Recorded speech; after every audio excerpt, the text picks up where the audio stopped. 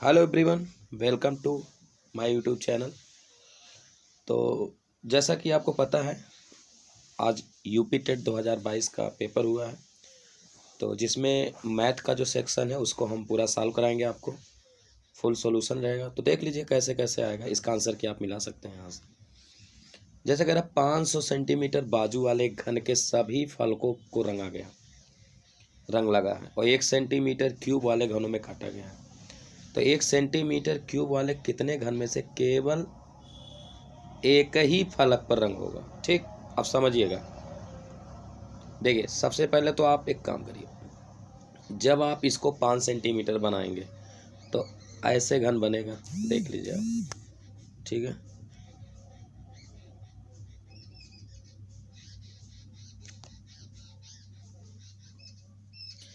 फिर से देखते हैं हम लोग। ये देखिए ऐसे बनेगा फिगर। अब यहाँ ध्यान दीजिएगा आप। देखिए, तो 5 सेंटीमीटर बोला है, तो 1 सेंटीमीटर, 2 3 और 3 2 5। आप बताइए 5 बाई 5 का बनेगा, तो 1 2 3 2 5। अब आप गौर करिएगा, हमको कह रहा है कि 1 सेंटीमीटर क्यूब। तो देखिए एक एक का कट गया कि नहीं, एक एक एक, ये सब एक एक सेंटीमीटर का 5 बाई 5 बना। अब कह रहा है केवल एक ही रंग का हो। तो भैया केवल एक रंग का हो तो यहाँ 3 रंग का बनेगा, ये 3 रंग का बनेगा, ये भी 3 बनेगा, ये भी 3, और ये साइड में 2 2 रहेगा। लेकिन हमको ये देखना है कि केवल एक कहाँ बनेगा। तो अब ध्यान दीजिएगा, तो केवल एक देखिए यहाँ बनेगा, एक एक एक एक एक एक एक एक एक। तो यही आपका बनेगा, यही बीच में एक। तो आप बताइए एक सतह पे कितने बन रहे हैं, 3 3 9। तो एक सतह पे आपका कितना बन रहा है, 9। और किसी घन में सतहें कितनी होती है, 6। तो 6 पेज पे जब बनेगा तो कितना बन जाएगा, 9 छक 54। और यही आंसर है। उम्मीद है समझ गए होंगे आप। अगला क्वेश्चन है पचभुज के अंतः कोणों का योग। तो इसका फार्मूला होता है n-2 भुजा -2 इंटू 180 डिग्री।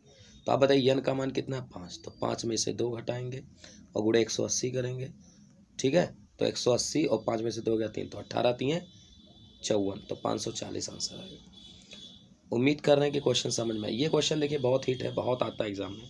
तो सबसे पहले हम एग्जाम वाली भाषा बोल देते हैं आपको। एग्जाम में ऐसे क्वेश्चन कैसे लगाना चाहिए। जब भी ऐसा क्वेश्चन हो तो हमेशा जान लीजिए जो हर होता है वो मूल संख्या होता है। तो कह रहा खंबे की पूरी माप, तो जो भी माप होगा वो 7 के मल्टीपल में होगा। तो ये नहीं है, ये नहीं है, ये नहीं है, ये आंसर हो गया। ये तो हो गया एग्जाम लाइन। अब आप पूरा तरीका देख लीजिए, जब भी ऐसा क्वेश्चन आप करोगे क्या। तो कह रहे एक खंबे का 4/7 भाग कीचड़ में धंसा है, और कह रहा जब धसे हुए भाग का 1/3 भाग, धसे हुए भाग का 1/3 भाग बाहर खींचा। तो अब देखिए, जब भी आपको पूरी संख्या मानना हो इनके मल्टीपल में मान लिए। तो 7 त्रिक कितना मान लें, हम मान लेते हैं टोटल पूरा 21 भाग था। अब यहाँ से ध्यान दीजिएगा, अब इस 21 का ये कह रहा 4/7 भाग कीचड़ में धसा है। तो 21 का जब आप 4/7 निकालोगे तो 7 त्रिक 21 और 2 चौक 8, यहाँ 8 हो जाएगा। तो कह रहा 8 भाग, अब ध्यान देना, जब धसे हुए भाग, तो ये 8 भाग धसा हुआ है। देखिए 4/7 माने 8 भाग धसा हुआ है। अब कह रहा है जब धसे हुए भाग का 1/3 भाग बाहर बचा है। तो अब देखो धसे माने ये क्या है, ये 8 है, धसा हुआ है। अब इस 8 का 1 कह रहा है, सॉरी, 7 त्रिक 21 और 3 चौक 12, ये 12 हो जाएगा। थोड़ा ध्यान दीजिएगा, मैंने ध्यान नहीं दिया, आप खुद देख लीजिए इसको। जब इसको आप गुणा करोगे 4/7 से तो ये 12 हो जाएगा। अब ये कह रहा 12 का, देखिए 12 का 1/3 भाग बाहर खींचा जाता है। तो 12 का 1/3 भाग जब आप निकालोगे, 12 का 1/3 भाग, तो यहाँ से आएगा 3 चौक 12, 4 आ जाएगा। अब बताओ 12 का जो कह रहा है कि 1/3 भाग बाहर खींचा जाए, तो पाया गया कि 8 मीटर माप खंबा अभी भी कीचड़ में है। तो अब बताइए 12 से जब 4 खींचा जाएगा तो अब आपका भी तो 8 है बचेगा भाई। बाहर से 4 निकाला गया तो अभी भी 8 बच गया, और वही 8 कह रहा कि 8 मीटर माप है। तो बताइए 8 की माप, जब 8 की वैल्यू 8 आ रही, यानी ये जो हमने काल्पनिक वैल्यू लिया था वो ओरिजिनल वैल्यू से मेल खा गया। इसका मतलब हमारा टोटल वैल्यू कितना रहा होगा, 21। बस ये क्वेश्चन देखो थोड़ा सा। कह A+B किसी काम को 12 दिन, फिर B+C 15 दिन, C+A 20। तो आप इनका क्षमता ले लीजिए, A 12 15 और 20, ये इसमें देखिए ये जोड़े में है। अब कोई काम ले लीजिए, मान लेते हैं कोई 60 काम है, अब ध्यान दीजिएगा। तो 12 दिन में दोनों लोग मिल के करते हैं, जिसमें ए भी है बी भी है, और यहाँ कौन है, बी भी है और सी, और यहाँ कौन है, सी है और ए है। अब बहुत ध्यान देखिए, अब बताओ इनकी क्षमता। 12 दिन में अगर 60 काम करते हैं तो एक दिन में 5 काम, एक दिन में ये 4 काम और एक दिन में ये 3 काम। अब बहुत ध्यान से देखिएगा, समझने वाली बात अब यही है। अब बताओ इसमें आप जोड़ोगे सबको तो देखिए 2 बार ए मिलेगा, 2 बार बी मिलेगा, 2 बार सी। तो अगर हम क्षमता सबका जोड़ दें तो मेरे पास आ जाएगा 5 4 9 और 3 12। लेकिन 12 में 2 बार ए है, 2 बार बी है, 2 बार सी। तो जब आप जोड़ोगे इसको तो 2 ए बी सी आ जाएगा ना। तो 2 से जब भाग दे देंगे तो ये हो जाएगा 6। कितना हो जाएगा, 6। तो अब 6 आ गया ए बी सी का वैल्यू, जबकि मुझे कह रहा है कि ए अकेला कितने दिन में करेगा। तो अब इधर ध्यान देना। अब बताओ ए कहाँ नहीं है, ए यहाँ है, ए यहाँ है। तो ये देखो बी प्लस सी में ए नहीं है, और हमें पता है बी प्लस सी की क्षमता 4 है और तीनों की क्षमता 6 है। तो 6 में से अगर ए बी सी में से 4 घटा दें तो आ जाएगा 2, और वो आ जाएगा ए की क्षमता। तो 2 से जब 60 में भाग देंगे तो कितना आ जाएगा, 30। और यही हमारा क्या है, आंसर। उम्मीद करते हैं कि आप समझ पा रहे होंगे। ये क्वेश्चन बड़ा अच्छा दिया था। जब ऐसा क्वेश्चन आए तो आप हमेशा क्या करिए ना, कोई काल्पनिक डाटा ले लिया करिए और उसको रिप्रेजेंट कर दीजिए। जैसे अगर हम कोई समान ओ बनाएं, मतलब गुणोत्तर श्रेणी, तो देखिए 1 ले लेते, इसका दुगना कर देते हैं 2, इसका दुगना कर देंगे तो 4 आ जाएगा। अब बहुत ध्यान से देखिएगा। अब आपको पता है कि आपको फार्मूला भी होता है गुणोत्तर श्रेणी का, बी स्क्वायर बराबर ए सी। अगर हम इसका गुणा कर दें, 2 दूनी 4 करें तो देखिए इसके बराबर होता है। यानी यहाँ से अगर हमारा गुणोत्तर श्रेणी देखें जी का मान, तो जो बीच वाला है ये वैल्यू हो गया कि नहीं, 2। अच्छा, अब समांतर माध्य क्या होता है, समांतर माध्य होता है पदों का योग बटे पदों की संख्या। तो अगर हम जोड़ लें 4 2 6 7, तो 7 बटे अगर हम 3 कर दें, पदों के योग बटे पदों की संख्या, तो 7 में भाग देंगे तो 3 दूनी 6, 1 बचेगा और 0.3। तो देखिए ए का मान 2.3 आ रहा है, जी का मान 2 आ रहा है, और जो यच का मान होता है हार्मोनिक मीन, वो हमेशा सबसे कम आता है, क्योंकि वो 1/1 होता है, फिर 1/4 होता है, फिर 1/9 होता है। मतलब वो वर्क करके जाता है 1/1 1/2 1/, तो उसकी वैल्यू ऑलरेडी कम आ जाएगी। तो आप देख पा रहे होंगे कि सबसे ज़्यादा वैल्यू आ रहा है ए का।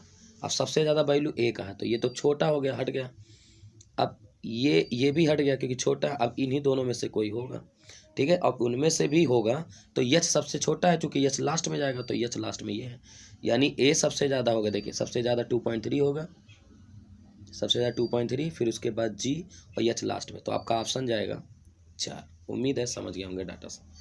और ये क्वेश्चन देखिए, इसको तो आप रट डालिए, क्वेश्चन हमेशा पूछता है, बहुत एग्जाम में पूछता है। करना क्या है, देखिए कह रहा है यदि दो संख्याओं का अंतर, मान लिया हम संख्या मान लेते हैं ए और बी, तो अगर दो संख्याओं का अंतर तथा गुणनफल, यानी दो संख्याओं का गुणनफल ए बी दिया है, ए माइनस बी 5 दिया है और ए बी का दिया है 36, तो कह रहा है इनके व्युत्क्रमों का योग क्या होगा। तो कुछ नहीं करना है, अगर हम व्युत्क्रम करेंगे तो 1/a आएगा, और माइनस व्युत्क्रमों का अंतर पूछा है तो 1/b आएगा। अब देखिए सीधे क्या हो जाएगा, गुणनफल हो जाएगा, तिरछा तिरछा, तो ऊपर आ जाएगा क्या, अंतर आ जाएगा, यानी a माइनस बी, भाई डिफरेंट मान लिख के चलिएगा, और बटे ए बी आएगा। और वही कह रहा है क्या होगा, तो a माइनस बी का वैल्यू देखिए ऑलरेडी 5 है, और नीचे आ जा रहा है ए बी, तो यही वाला वैल्यू आ जाएगा 5/36। उम्मीद है समझ गए होंगे। Question number 108। अब इसको तो आपको कर लेना चाहिए, 20वीं सदी के सुशिक्षित भारतीय गणितज्ञ, अब इनका जन्मदिन भी मनाया गया है। तो ये तो आपके श्रीनिवासन रामानुजन जी थे, इस पर बहुत मूवियाँ भी है इस समय यूट्यूब पे, आप देखते होंगे। ये क्वेश्चन देखो थोड़ा सा, ये आसान था, थोड़ा बढ़िया क्वेश्चन है, इसको देख लेते हैं। देखो कह रहा है एक कमरे के चारों दीवारों के, तो पहले कमरा बना देते हैं हम आपको। देखिए ये आपका हो गया कमरा, ठीक है। एक कमरे के चारों दीवारों का क्षेत्रफल 660 है। तो चारों दीवार में आप गौर करिएगा तो ऊपर का और नीचे का नहीं लिया जाता है। चारों दीवार को जब हम लेंगे तो ये वाला पोर्शन लेंगे, ये देखिए ये आधार और छत नहीं लिया जाता, यानी इधर का लेंगे, इधर का लेंगे, इधर का लेंगे, इधर का लेंगे, ठीक है। और इनमें देखिए हाइट सबकी सेम होती है। तो कह रहा है 660 सेंटीमीटर, तथा लंबाई कंडीशन दे रहा है कि चौड़ाई की दुगनी है। तो एक कमरे का ऊंचाई दिया है 11, देखिए इसका ऊंचाई जो दिया है वो 11 दिया है। तो कह रहा है उसकी छत का क्षेत्रफल क्या होगा। छत का क्षेत्रफल। तो बहुत आसान है। अब थोड़ा सा यहाँ ध्यान दीजिएगा आप लोग। देखिए सबसे पहले क्या करिए, किसी भी कमरे के चारों दीवार का फार्मूला होता है आधार का परिमाप गुणे ऊंचाई। तो आधार का अगर हम परिमाप लें, जिसमें कंडीशन है कि जो लंबाई है वो चौड़ाई से दुगना है, तो अगर हम इसको a मान लें तो ये 2a हो जाएगा। ये तो मतलब हुआ।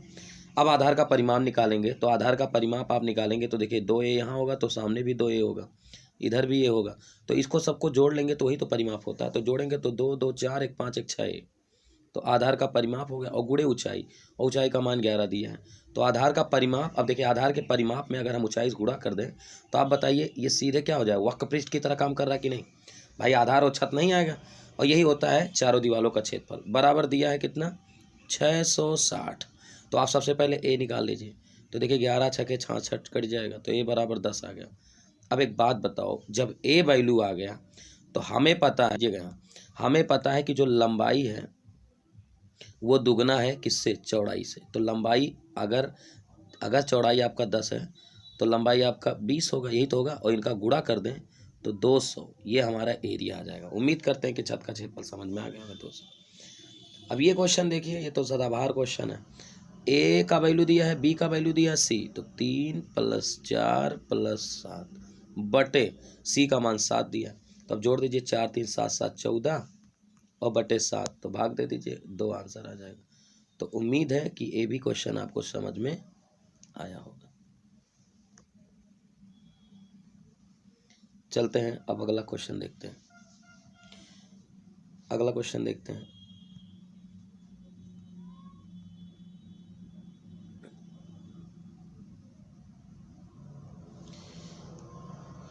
चलिए अगला क्वेश्चन देखते हैं। अगला क्वेश्चन आपका आ रहा है, ये क्वेश्चन देखो क्या कह रहा है। कह रहा है एक वर्ग का क्षेत्रफल, थोड़ा ध्यान दीजिएगा। कह रहा है एक वर्ग का क्षेत्रफल जो है जिसकी भुजा 8 सेंटीमीटर है, ठीक है। तो कह रहा उसका उस आयत के क्षेत्रफल के बराबर है, मतलब ये कोई आयत है उसके क्षेत्रफल के बराबर है। तो अब बताओ वर्ग है तो दोनों भुजा बराबर होगा, यानी इसका अगर एरिया 64 है तो इसका भी एरिया 64 होगा। अगर जिसकी लंबाई 16 है, इसकी लंबाई 16 है, तो आप खुद बताओ अगर क्षेत्रफल बराबर है तो लंबाई चौड़ाई कितना इसका रख दे कि 64 आ जाए। तो 16 चौक के 64, तो 4 चौड़ाई होगा तभी तो 64 होगा, तो चौड़ाई 4 होगा। अब ये क्वेश्चन देखो, इसको तो आपको ऑप्शन से उड़ा देना चाहिए, इतना समय पता नहीं कैसे कमाते हैं आप लोग। देखिए भाई सिंपल सी बात है, मासा पूछा है तो जब भी भिन्नों का मासा पूछे तो ऊपर मासा निकाला जाता है, नीचे लासा। तो अब बताओ 14 और 42 21 का मासा क्या होगा, 7 होगा। तो ऊपर 7 नहीं है, ऊपर 7 नहीं है, ऊपर 7 नहीं है, आंसर हो जाएगा। और बटे तो देखने की जरूरत ही नहीं, 330, तो ये आंसर हो जाएगा। अब ये क्वेश्चन देखो, चुटकुल्ला पूछा है। कह रहा है कि वर्गमूल क्या होगा। तो वर्गमूल माना है, या पक्का जान लेना, जब भी ऐसा क्वेश्चन बने तो ये हमेशा किसी ना किसी का पूर्ण वर्ग बनेगा तभी आएगा। तो अब देखिए किसका, अब ये वाला जो फ्रैक्शन इसी को तोड़ लिया करो। कैसे तोड़ना रहेगा, ये जो 10 है, आप ऐसा कोई फ्रैक्शन ढूंढिए जिसका दोनों का अभाज्य गुणनखंड हो, जोड़ने पर 7 आए, गुणा करने पर 10। तो आप बताओ √5 और √2 ले लें, यानी 5 दूनी 10 ले लें। आप देखिए √5 और √2, ठीक है। लेकिन एक चीज़ ध्यान देना है मुझे कि हमें 7 योग आना चाहिए। तो अगर √5, ठीक है, और चूंकि 2a भी है तो 5 दूना 10 और बाहर है तो हमें वर्गमूल चाहिए। तो अगर हम √5 और √2 ले लें, तो अब ध्यान दीजिएगा, नहीं समझ में नहीं आएगा। बहुत अच्छा क्वेश्चन है ये, ठीक है। और a का वैल्यू हमने क्या प्रोसीड कर दिया, 5, और b का वैल्यू क्या प्रोसीड कर दिया, 2। तो अगर हम इसका वर्क करें, अब देखिए क्या मेरा ये वैल्यू आ रहा है, बस खत्म हो जाएगा आंसर। अब देखिए वैसे भी आप लोग को एक चीज़ ध्यान दिए होते तो क्वेश्चन ओरल आ जाता कि किसका वर्गमूल खोलने पर ये वैल्यू आ जाएगा। भाई वर्गमूल है तो कहीं ना कहीं इसका वर्गमूल का मतलब क्या होगा, ये एक मूल है तो इसका वर्ग करोगे सबका तो ये आना चाहिए था, यही तो मतलब हुआ। तो अब देखिए ऐसे भी देख लेते हैं, अगर हम इसका 3 और 2 4 4 4 और 3 करें तो 7 तो आ रहा है, लेकिन 2ab में ये नहीं आ रहा है। और यहाँ देखिए अगर √5 और √2 का, हमेशा ध्यान देना, एग्जाम वाली लाइन हम बता दे रहे आपको। जैसे 10 है तो आप ये खोजिए 10 कौन बना रहा है, 5 दूनी 10, तो √5 √2 बनेगा, क्योंकि 2ab है। अब देखिए इसको खोलिए, तो √5 का वर्ग खोलेंगे तो 5, √2 का खोलोगे a² + b² और प्लस 2ab, तो 2√ab माने 5 दूनी 10। देखिए आंसर आ गया, तो 5 2 7 √2, तो आपका आंसर आ जाएगा ये। अगला क्वेश्चन चलते हैं। ये क्वेश्चन देखो कितना प्यारा सा दिया था, लेकिन उम्मीद करते हैं आप लोग अच्छा किए होंगे बहरहाल। चलिए देखते हैं। अब इस क्वेश्चन को कह रहा है एक वर्ग है, तो एक वर्ग ले लो पहले ऐसे प्यारा सा, एक वर्ग ले लो ऐसे प्यारा सा, ठीक है। अब कह रहा है एक समबाहु त्रिभुज की भुजा उभयनिष्ठ है, यानी कोई एक भुजा है इसका जो इसी से अटैच है, उभयनिष्ठ है। अब कह रहा है यदि त्रिभुज की भुजा 4/3, तो ये बताओ त्रिभुज की भुजा 4/3, तो कह रहा तो इस आकृति का परिमाप, हमेशा ध्यान देना परिमाप जो होता है, परि माने बाहर होता, माप माने बाहर, बाहर मापो, तो जो बाहर होता है उसी को परिमाप, परिमाप यही होगा, ध्यान देना। ये जो हम चला रहे देखें, हम कलर चेंज करके बता दें तो ज़्यादा सही रहेगा। परिमाप यही कहेंगे, देखो ये हो गया, ये हो गया, ये हो गया, ये हो गया, ये हिस्सा परिमाप में नहीं आएगा, ध्यान देना। परिमाप माने बाहर बाहर, तो यही है। तो आप बताओ 4/3 का कितना भुजा है? 1 2 3, कलर चेंज करके बता दें, देखो 1 2 3, नहीं सॉरी ये नहीं होगा, 1 2 3 4 5, 5 भुजा है। तो आप बताओ परिमाप माने सभी भुजाओं को जोड़ लें, तो अगर हम इसको जोड़ेंगे तो 4/3 के कितने लोग हैं? 5। अब गुणा करेंगे तो 5 चौक 20 और बटे 3 आ जाएगा, और 3 से भाग देंगे जब, तो ये हो जाएगा 3 छक 18 और 2 20, 6 सही 2/3 आपका आंसर। चलिए अगला क्वेश्चन देखते हैं। अगला क्वेश्चन आपका ये देखिए बड़ा प्यारा सा था, इसको प्रेजेंट आप माइंड से करना था। जैसे 10 के पावर ये 3x दिया, अब इसको समझिएगा, और ये कह रहा है 125 है।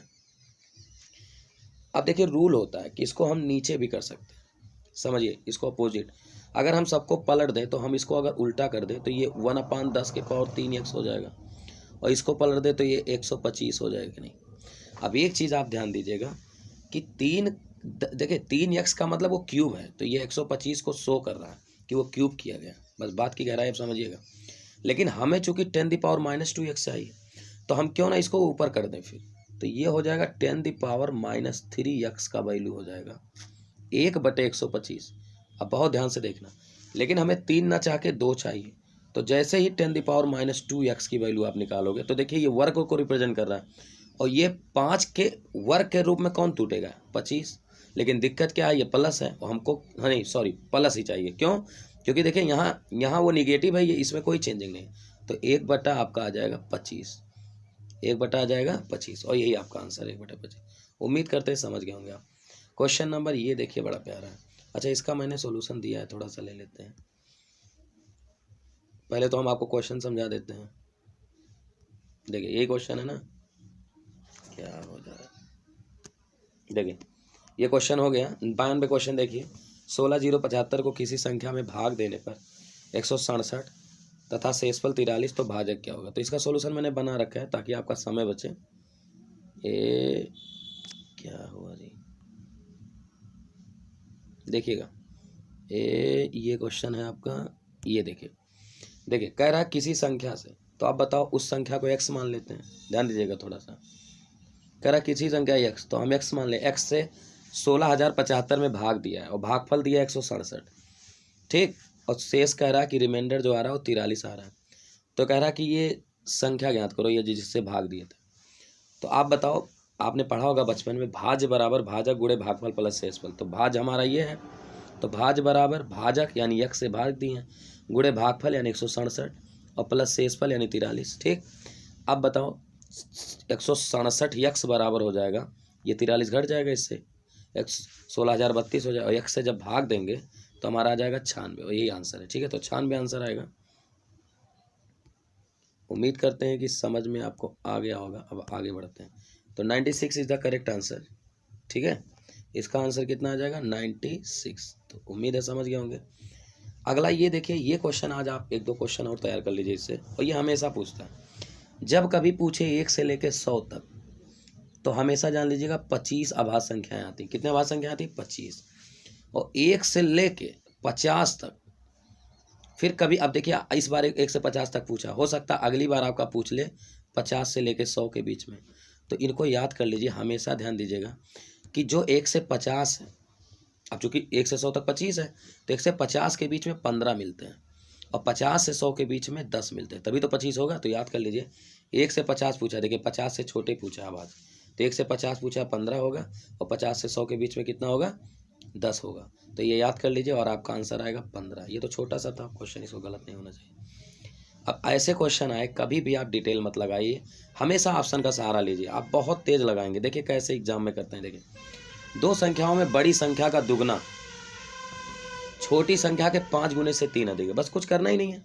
दो संख्याओं में कह रहा बड़ी संख्या का दुगना, तो हम पहला ऑप्शन उठा लेते हैं। बड़ा संख्या 11 है तो इसको दुगना कर देते हैं, ये 22 हो गया। अगर है छोटी के 5 गुना, तो छोटी है 9, 9 × 5 = 45। अब बताओ क्या ये 3 ज़्यादा है? नहीं, तो ऑप्शन नंबर पहला फेल। अगला उठा लेते हैं। 43 का वैसे ही देखने पर नहीं बनेगा, क्योंकि 43 का दुगना करेंगे 6 और 8 × 5 = 40, ये तो बिल्कुल नहीं बनेगा 3। अब हम ले लेते हैं ये वाला, तो ये भी नहीं बनेगा, 1 है, बहुत ज़्यादा चला जाएगा। अब डी वाला ऑप्शन देख लीजिए।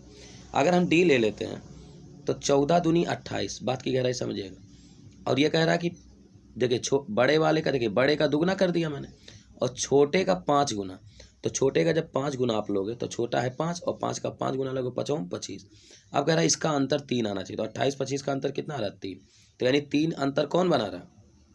डी। ठीक है, तो अब आगे जाने की जरूरत ही नहीं है, इसके सिवा कोई बना भी नहीं रहा। आगे चलते हैं। ये क्वेश्चन बहुत प्यारा है, इसको भी देख लीजिए। इसमें कह रहा है कि 99 से विभाजित, तो आप बताओ 99 का मतलब हो गया 11 × 9, यानी वो संख्या पहले 9 से कटे, वो 11 से कटे। तो 9 की जो डिविजिबिलिटी होती है वो आपको पता होना चाहिए कि सारे संख्याएं 9 से कटना चाहिए। तो पहले देखिए लास्ट वाला देख लें, 9 1 10 3 13 4 17 17 6 7 6 23 और 2 25, तो ये तो बिल्कुल नहीं होगा। ठीक है, क्यों? क्योंकि ये जो है आपका 9 से कट ही नहीं रहा है। 9 का कटने का मतलब उसका योग 9 से कटना चाहिए। अब पहला ऑप्शन देख लेते हैं। तो पहला ऑप्शन देखें तो 3 1 4 5 4 9 7 16 2 18 9 27, 9 से कट रहा है। लेकिन 9 से कटने का मतलब 11 से भी कटे, और 11 की डिविजिबिलिटी होता है नंबर ऑफ ऑड और नंबर ऑफ इवन का अंतर 0 होना चाहिए, या 11 के मल्टीपल में होना चाहिए। तो थोड़ा सा 11 वाला देख लेते हैं।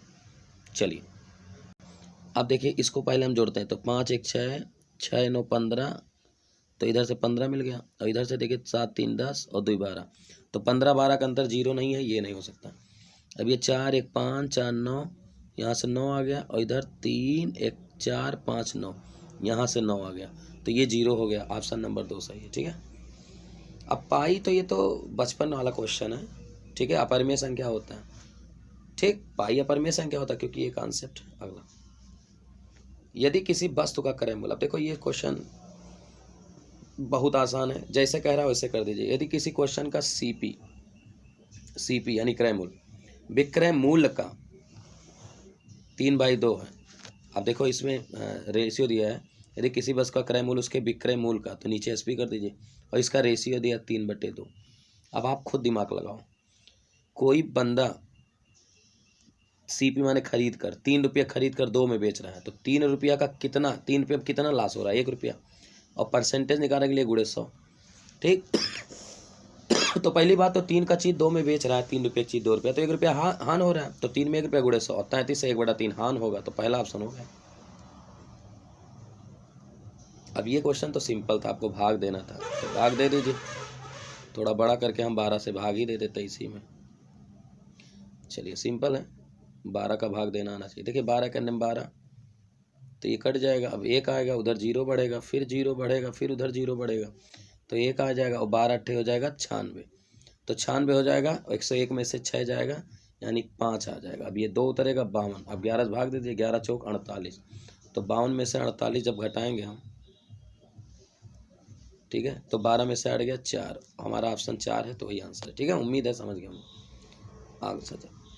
अब ये तो सिंपल है, इसको इकाई इकाई करते जाइए। कह रहा है इकाई अंक, तो देखिए 8 छक 48, यहाँ 8 बन गया, फिर 9 दूनी 18, यहाँ 8 बन गया, फिर 8 से 8 गुणा कर देंगे, 8 9 64 का 4 हो जाएगा, वही हमारा आंसर। ये क्वेश्चन देखो 104 क्या कह रहा है। कह रहा दिए गए आंकड़ों का माध्य 4.5। देखिए माध्य माने औसत होता है, और मध्यिका माने होता है जब कोई संख्या असेंडिंग यानी आरोही क्रम में लिख के जो बीचों बीच आता है उसको माध्यक बोलते हैं। तो मध्यिका पूछ रहा है, और माध्य 4.5 दिया है। तो सबसे पहले हम लोग औसत देख लें क्या आ रहा है। माध्य पहले तो एक्स का वैल्यू निकाल लेते हैं। तो देखिए एक्स का वैल्यू कैसे निकालेंगे। अब देखिए ध्यान दीजिए, 2 1 3 3 6 4 10 5 15, ठीक है, 15 8 23 23 7 30, और 30 12 32, तो हमारा 32 योग हो गया। अब आप बताइए 4.5 माध्य है यानी औसत है कितने संख्याओं का, 1 2 3 4 5 6 7 8 9 10 10। तो 10 का जब औसत है, अगर योग निकालेंगे 4.5 में 10 से गुणा करेंगे तो 45। यानी यक्स का वैल्यू अगर हम चाहें तो 45 में से 32 घटाना पड़ेगा। तो 5 में से 2 गया 3 और 4 में से गया 13। फिर से देखिए 5 में से 2 गया 3 और 4 में से 3 गया 1, 13 आ गया। फिर से देख लीजिए, योग देख लेते हैं। 7 5 12, 2 1 3 3 6 4 10 5 15 15 8 23 23 7 30 30 7 37 5 42। हम गलत कर रहे हैं क्या?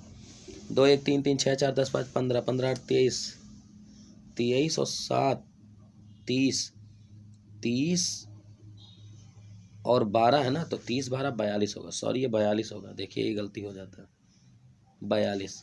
ठीक है ना, गलत तो नहीं हो रहा ना, 42। अब 42 आ जाएगा। 42 के बाद अब हमारा 10 लोग हैं तो 45। अब बताइए इनका अंतर कितना है? 3 का। तो जब 3 का अंतर हो गया, इसका मतलब यक्स का मान हमारा क्या आ गया? 3। तो अब इसको असेंडिंग ऑर्डर में लिखेंगे। असेंडिंग माने होता है आरोही क्रम। तो आरोही क्रम में लिखेंगे तो देखिए सबसे छोटा कौन है? 1, फिर उससे बड़ा 2, फिर 2 के बाद देखिए कहीं 3 ऊन आया है क्या? हाँ, ये 3 आया अभी, 3 लिख देंगे। 3 के बाद क्या लिखेंगे? 4, 4 के बाद फिर लिखेंगे 5। तो देखिए एक 5 यहाँ, एक 5 यहाँ भी है भैया, 5। फिर 5 के बाद, फिर 5 के बाद अब 7। तो आगे जाने की ज़रूरत नहीं है, क्यों? क्योंकि पहले संख्या है 10। तो देखिए जब संख्याएँ 10 हैं तो 4 संख्याएँ इधर हो जाएंगी, 4 संख्याएँ इधर होगी और 2 संख्याएँ बीच में। तो जो बीच में होता है उन्हीं का जोड़ के आधा करना पड़ता है भाई, औसत तो बीचों में होता है। तो देखिए 4 संख्या इधर चली गई, सुन रहे हो ना, और 4 संख्याएँ उधर चली जाएंगी। तो ये हो जाएगा 5 दूना 10 और बटे 2 कर देंगे, तो 10 का आधा फिर कितना जाएगा? 5। तो आपका आंसर आएगा 5। उम्मीद करते हैं समझ गए होंगे। इसका आंसर 5 आएगा, थोड़ा आप सब मिला लीजिएगा इसका आंसर। अगला क्वेश्चन कह रहा है सांख्यिकी में विचरण का विश्लेषण। तो ये चीज़ हमको जानकारी नहीं है, इसके लिए सॉरी। ये आपका थोड़ा स्टैटिक्स का क्वेश्चन है। ये क्वेश्चन थोड़ा देख लीजिए। ये तो सिंपल है, ये क्वेश्चन बहुत बार बार आता है। जब भी आप देखिएगा, जब भी कोई त्रिभुज है, थोड़ा सा हम समझा दें पहले। जब भी कोई त्रिभुज है मध्यिकाओं से मिले तो हमेशा बीच वाला ये पूछता है वो सब इक्वल होते हैं। तो देखिए जैसे कोई ट्रायंगल है, ठीक है, अब इसको कह रहा है कि ध्यान देना मध्यिकाओं से, तो इसका प्रमेय होता है कि मध्यिकाओं से अगर ये त्रिभुज बनता है तो जितना एरिया इसका होता है, जितना एरिया इसका होता है, सब एरिया बराबर हो जाते हैं। और इसी का भाग पूछ रहा है। तो आप बताओ पूरे कितने भाग हैं? 4 ट्रायंगल, और 4 में किसका पूछ रहा है? 1 का। तो 1/4 हिस्सा होगा पूरे त्रिभुज का। तो ही कह रहा है कि DEF, तो 1/4 कहीं है? एक ही ऑप्शन में ही है 3। तो DEF जो होगा पूरे त्रिभुज का 1/4 होगा। ठीक, अगला क्वेश्चन देखते हैं। अगला ये क्वेश्चन आपको आना चाहिए, तो थोड़ा सा हम इसका आंसर मंगलवार ही होगा, लेकिन हम सॉल्यूशन लिए हैं तो उसको बता दें ताकि समय बच जाए आपका। ये देखिए, ये थोड़ा सा क्वेश्चन देखिएगा। क्वेश्चन कह रहा था कि 5 जनवरी 1991 को, 5 जनवरी 1991 को शनिवार है, तो कह रहा 3 मार्च 1992 में क्या होगा। तो देखिए थोड़ा सा हम कोडिंग से बताते हैं। तो हम क्या करते हैं, सबसे पहले हम 5 पूरा ले लेते हैं। जनवरी का कोड 1 होता है तो हम उसको ले लिए, और 1900 दोनों में कॉमन हो जाएगा तो 91 ले लिए पूरा। और 91 में कितने लीप ईयर आते हैं तो 4 से भाग देंगे तो 22 चौका 88, क्योंकि 23 चौका 92 हो जाएगा, और बटे 7 कर देते हैं। तो जब लीप ईयर निकालेंगे इसका मतलब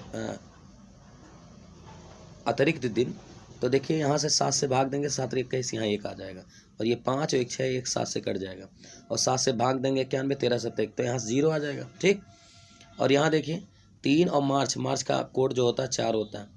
फिर 92 पूरा ले लेंगे, 92 4 से भाग देंगे, लीप ईयर 23 दिन अतिरिक्त और बढ़ जाएगा, फिर 7 से भाग देंगे तो 4 3 7 हट जाएगा, और 7 और 21, 2 यहाँ ऊपर बचेगा, और 13 7 91 1, तो 2 1 3, तो यहाँ 3 आ जाएगा। ठीक, अब आप बताइए 0 में कितना जोड़े? 3 है, यानी 3, तो 3 दिन और बढ़ जाएगा। शनि में क्या आ जाएगा? मंगल। शनि रवि सोम मंगल, तो मंगलवार इज करेक्ट आंसर। ठीक है, एकदम करेक्ट आंसर है मंगलवार, उसमें कोई गलती नहीं है, जो जिनको ने भी है वो सही है। अब ये क्वेश्चन देखिए बेहद आसान आ गया। हम आपको थोड़ा एक थ्योरी बताते हैं इस क्वेश्चन के पीछे। जैसे कहीं अगर लिखा है A/B, ठीक है, और -1 लिखा है, तो इसको हम प्यार से B/A, और ये जो उल्टा करेंगे तो ये जो -1 है वो +1 में चेंज हो जाता है। तो इसी थ्योरी पे क्वेश्चन आया था, ये आपको सीखना चाहिए। जैसे ये क्वेश्चन हमको करना है, ठीक है, ध्यान दें। अब सिंपल है, आप पलट देंगे। अब आप समझिए -3 है तो ये 3 का क्यूब हो जाएगा। अब देखिए -4 का, देखिए उल्टा है -2, तो ऊपर चला जाएगा और ये पलट जाएगा 4 का स्क्वायर, बटे डिवाइड है। अब 1/4 है वो क्यूब है, चूँकि उल्टा कर देंगे तो 4 के पावर 3 हो जाएगा। बस अब 3 त्रिका 9 त्रिक 27 माइनस 16 और में से 4 चौक 16 चौक के 64 बटे कर देंगे। अब आप बताओ 7 में से 6 गया 1 तो 11 बटे 64 इस सही आंसर। तो उम्मीद करते हैं क्वेश्चन समझ में आ गया होगा। 11 बटे 64 आगे बढ़ते। अब ये क्वेश्चन भी थोड़ा बहुत अच्छा दिया था। अब ये क्वेश्चन उसको समझ में आएगा जिसको थोड़ा इसका थ्योरम आता है। तो थ्योरम क्या होता है मैं आपको बताना चाहूँगा। देखिए कोई भी त्रिभुज है, जैसे हम एक छोटा सा त्रिभुज ले लेते हैं, जैसे यही ले लेते हैं, इसकी भुजा 3 4 4 कर देते हैं, इससे 4 इसका 5। तो कोई भी ट्रायंगल का जो कंडीशन होता है, किन्हीं भी त्रिभुज में कोई भी दो भुजा अगर आप जोड़ते हो तो उनका योग सदैव तीसरे से ज़्यादा आना चाहिए। जैसे आप देखें, अगर हम इनको जोड़े 4 3 7 तो देखिए इससे ज़्यादा आ रहा है। अगर हम इसको जोड़े 5 3 8 तो देखिए तीसरी ज़्यादा आ रहा है। अगर हम 5 4 9 जोड़े तीसरी। तो शर्त क्या होता है कि कोई भी त्रिभुज हो, उसके किन्हीं भी दो भुजाओं को जोड़ने पर तीसरे से हमेशा ज़्यादा, लेकिन अंतर उससे कम आना चाहिए। जैसे अब इसी का अंतर ले लेते हैं, समझिएगा थोड़ा। जैसे हम यही लेते 3 4 5, अगर हम इसका अंतर करें तो 1 आएगा। अंतर माने आप समझ रहे हैं, बड़े माइनस छोटा। तो देखिए इससे ये छोटा आ रहा है, तो अंतर हमेशा तीसरे से छोटा आता है और योग हमेशा तीसरे से बड़ा आता है। अब जैसे 5 में से 3 गया 2, देखिए 4 से छोटा है। अब 5 में से 4 गया 1, देखिए 3 से छोटा है। अब समझ गए होंगे, तो यही रूल यहाँ लगा दीजिए। जैसे अब यही पहला ही ऑप्शन देख लीजिए। अगर हम इन दोनों को जोड़ लें, इन दोनों, तो देखिए 5 3 8 और 5 3 8, देखिए 5 3 8 और 5 3 8, तो 8.8। तो आप बताओ इन दोनों, अभी मैंने बताया कि कोई त्रिभुज अगर है तो उनकी कोई भी दो भुजा जोड़ेंगे तो तीसरी से बड़ा आना चाहिए। अब देखिए 9.2 से ये छोटा आ गया, तो ये तो बिल्कुल गलत हो गया। और एक यहाँ दिख रहा है, देखिए सेंटीमीटर में मिली में, तो इसको 1 सेंटीमीटर में 10 मिलीमीटर होता है, तो ये 65 कर दीजिए। अब ये पूरा mm में बदल गया, ठीक। तो अब इसको भी देखो, अगर हम इन दोनों को जोड़ दें तो ये 9 5 14 हो जाएगा और 6 3 9 1 10, 104। आप बताओ इस तीसरी से छोटा आ गया कि नहीं। जबकि अभी बताएं किन्हीं भी दो भुजाओं को जोड़े तो उसका योग सदैव तीसरी से बड़ा आना चाहिए, तो ये भी फेल हो गया। यानी हमारा या तो 2 हो सकता है या तो 3 हो सकता है। अच्छा अब 3 वाला देख लेते हैं क्या है। तो 3 में देखिए सेंटीमीटर, अगर हम इसको mm में बदलेंगे तो 10 से गुणा करना पड़ेगा, तो हटा दीजिए। अब आप देख लीजिए, अगर हम इनको जोड़ें तो 9 3 12 और 6 5 11 1 12, 112 आ रहा है, जो कि इससे बड़ा है तीसरी से। या हम इनको जोड़ लें तो 9 6 15 और 6 5 4 9 1 10, 105, देखिए इससे भी ज़्यादा है। तो तीसरी भुजा का योग ज़्यादा आ रहा है। या इसका अंतर देखेंगे हम 63 62 का, तो 13 में से 9 गया 4, देखिए इससे कम आ रहा है। या इसका अंतर, तो मुझे लगता है तीसरा सही है और ये गलत है क्योंकि 3 3 0 हो जाएगा। उम्मीद करते हैं कि ये समझ में आ गया होगा। अगला क्वेश्चन, ये क्वेश्चन आपका देखो आरोही क्रम में। तो ऐसे क्वेश्चन में क्या करना चाहिए, इनका 3 का पावर देखिए, अब कुछ नहीं है तो रूट है तो ये आधा हो जाएगा। फिर 4 के पावर, इसका पावर क्या है, क्यूब है, तो 1/3 कर दीजिए भाई। 1/3 वही तो होता है उसका। और 5 है तो 5 के पावर 1/4 कर दीजिए, यही तो लिखा जाएगा पावर के रूप में। अब इनका एलसीएम ले लीजिए आप, तो 1 2 3 4 का एलसीएम लेंगे तो 12 होगा। तो आप एलसीएम से गुणा कर दीजिए पुनः, 12 से गुणा कर देंगे। अब 12 से गुणा करेंगे तो 3 के पावर हो जाएगा 6 और 4 के पावर हो जाएगा 3 चौक 12 और 5 के पावर होगा 3। अब इसमें कह रहा है क्या कि आरोही माने छोटे से बड़ा। तो आप देखो 3 के पावर 6 करोगे तो 3 त्रिका 9 3 27 27 729 ये हो जाएगा। और 4 का पावर 4 करोगे, 4 चौक 16 16 16 256 इसकी वैल्यू आ जाएगी। और 5 25 5 125। तो आपको पता है सबसे छोटी वैल्यू है 125, जो कि किसकी वैल्यू है, फोर्थ रूट ऑफ 5। तो सबसे पहले ये आएगा, उसके बाद आपका 256, यानी लास्ट से ऐसे आएगा। ये रियल में दिया है, अगर देखें तो ये दिया है आपका, जानते हैं डिसेंडिंग ऑर्डर में ये वैल्यू। तो पहले ये आ जाएगा, फिर ये आ जाएगा, लास्ट में ये आ जाएगा। तो देख लेते हैं कोई, ये ऑप्शन है ना लास्ट में, देखो। तो अब आगे आते हैं अगला क्वेश्चन। तो देखिए अब तो क्वेश्चन खत्म हो गया। तो थैंक यू सो मच, आज की क्लास यहीं था। तो अगर आपको मेरा ये प्रयास अच्छा लगा हो तो प्लीज़ चैनल को लाइक ज़रूर कर लीजिए, सब्सक्राइब कर लीजिए। और कभी भी आपको अगर ऐसे सॉल्यूशन चाहिए तो नए अपडेट्स के लिए ज़रूर आप चैनल लाइक करें।